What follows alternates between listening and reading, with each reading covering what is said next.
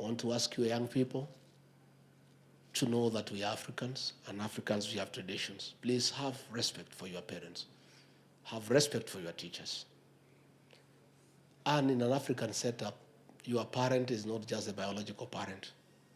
Anybody who is the age of your father or your mother, that is your parent. Long time ago, before the world became very liberal, governor can tell you, ourselves when we are young, in the late 60s and the early 70s, a neighbor who was the age of your father could pinch you for doing something wrong. And it was accepted. Neighbors were disciplining children in the village, and nobody would raise an eye. Today, if you touch somebody's children, you go to court. But that was our society. Young people, have respect for your elders. Have respect for your parents. Have respect for those who are the age of your parents. It is even in the Bible.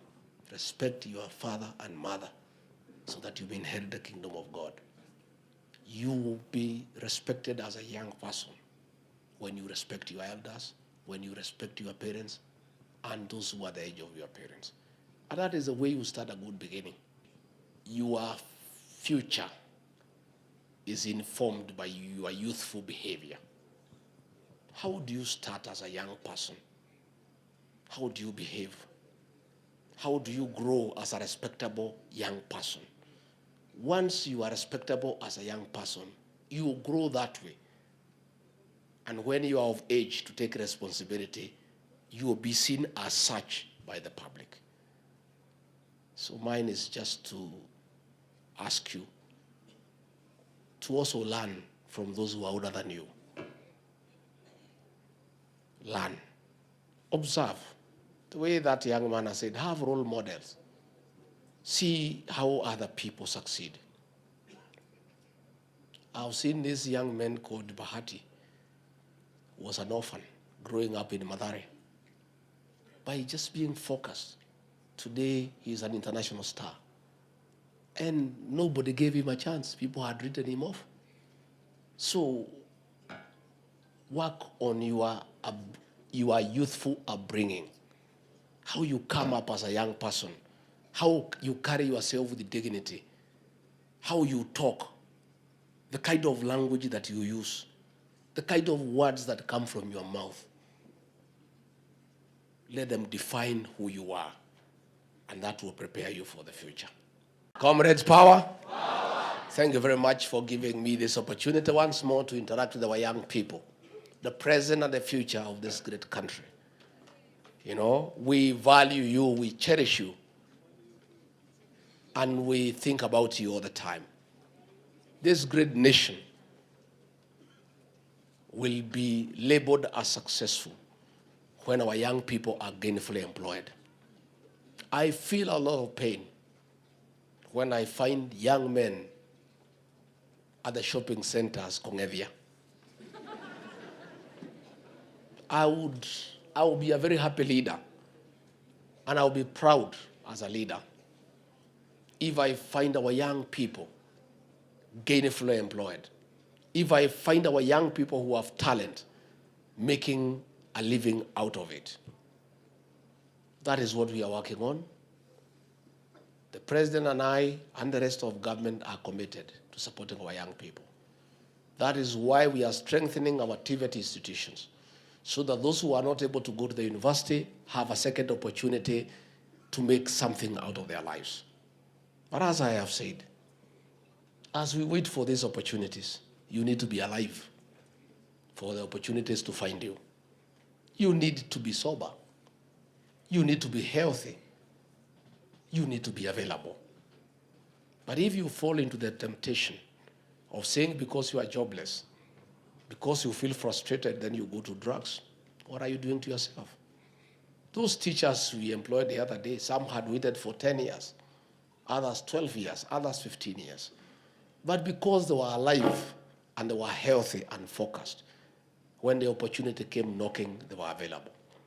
Please, my good young people, it starts with you. Take care of yourself so that as we work on these opportunities, when they come knocking, you'll be there.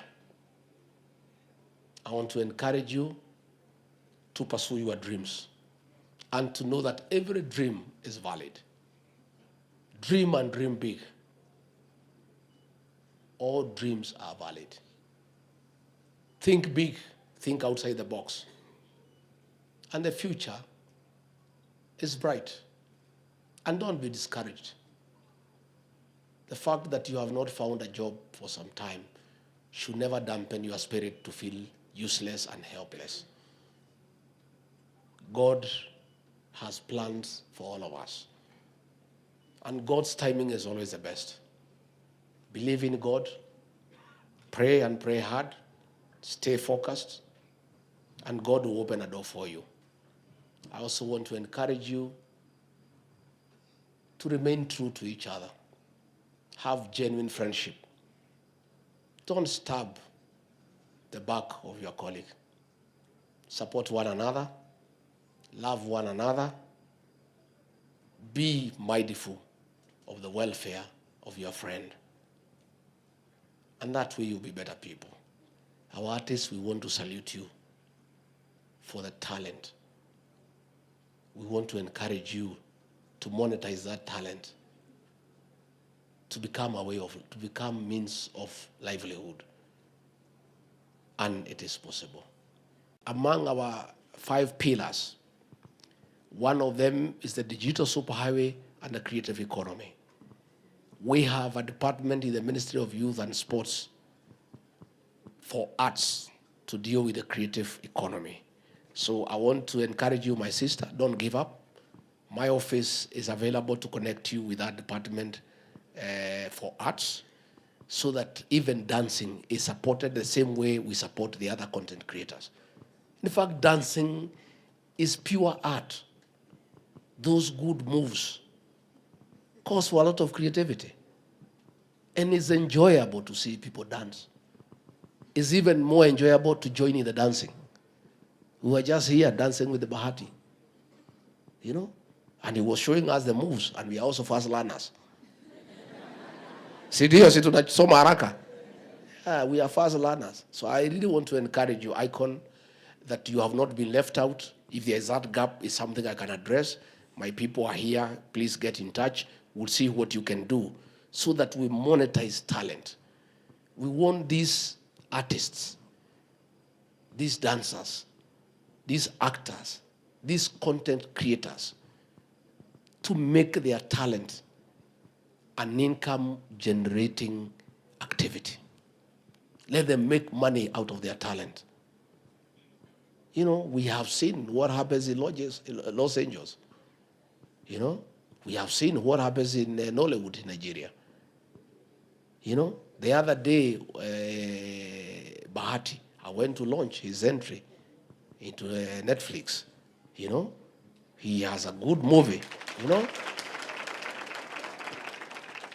You know, and I saw some people trying to attack me because I joined content creators, I joined actors. I was an actor, I was a content creator. There's nothing you can do about it. Some of these things you die with them, isn't it? And they will continue being with our young people. And nobody can keep us from our young people. Because they are vibrant, they are knowledgeable, they are very encouraging. Anytime you spend time with the young people,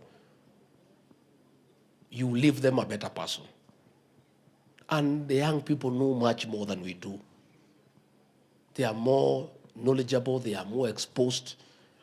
And by just giving them attention and respect, you learn a lot. I have tremendous respect for our young people. I continue listening to them. I continue learning from them. And will continue doing so. Substance abuse is a great concern to our government, to the president and I, and indeed the entire government. And I must admit that by the time we came into office, we were almost losing an entire generation. And more so in this part of Kenya, the central Kenya region. There were too many drugs being peddled across openly in the streets. Cannabis sativa, that is bangi, had become almost something that looks like it's legal. We even had a presidential candidate whose manifesto was that bangi should be legalized. That is how low we had sunk as a country. And I saw people clapping for him. So it was very worrisome. We had a lot of illicit brews being sold across the country and more specifically this region. And we were almost losing an entire generation. We reached a point where we could not even get young people to work. We were trying to do some work for maraming our roads, and we had insisted that our young people be given the opportunity to spread the maram, but they were simply not available. It was being done by women and young girls. And even a few young people who would be available for that job, the day they are paid, they don't come back until they finish the money. Our county governments had licensed almost every space in our small trading centers as bar and restaurant. And you'd find a situation where in a small trading center with 10 buildings, 8 of them are bars. And that is why President William Ruto, in his wisdom, asked me to lead the battle from the front on curbing illicit brews and countering drug abuse. And I must say we have done quite a bit of work. It's not yet 100% successful, but I can say almost 70% by making sure that these drugs are not readily available, the illicit brews are not readily available. For you to get these drugs and these illicit brews is quite a bit of an effort. So you find that many people are now sober, and I must say I'm very encouraged that our women are telling me that men have gone back home and they are carrying out their duties as husbands.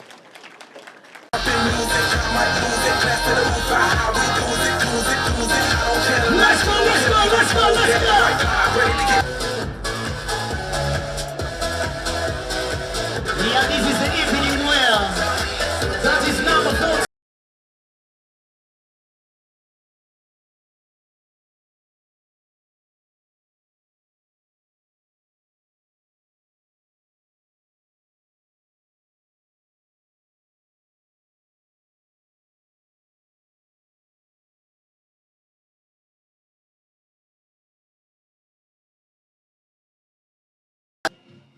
Now, the second runners-up in the ladies' model category is Consolata. Wapi makofi yake? Karibu sana.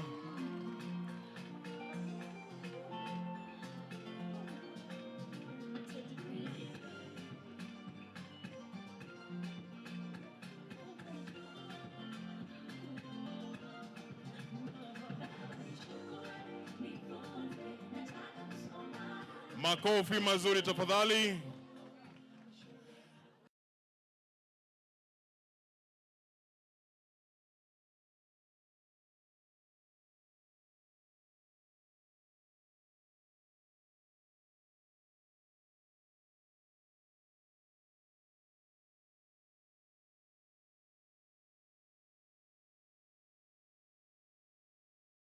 Edu, who is our vice, and we have our treasurer, Natuko Wengi. We have also Mbaka.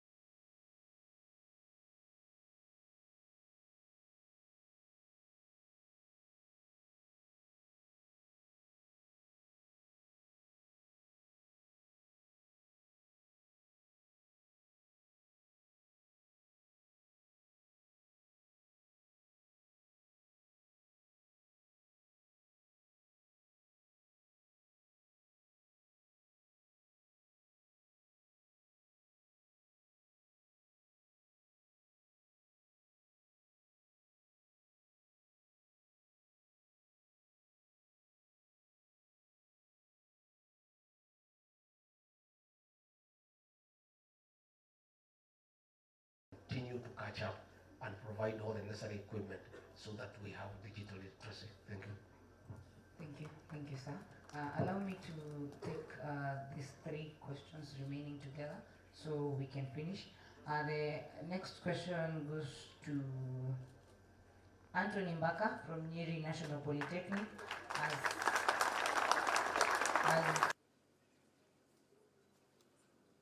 IT team, just hold. Great. Sasa nataka tuhesabu pamoja. We will count from 5 together. Are you ready? Aya, let's go. 5, 4, 3, 2, 1. Wapi makofi? Makofi mazuri tafadhali.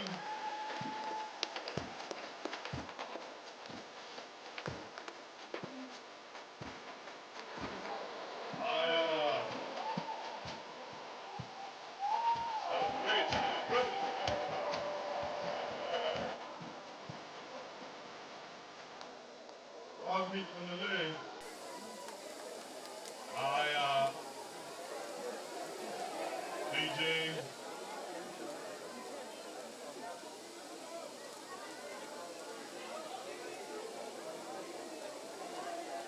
Haya. Sima kidogo tu.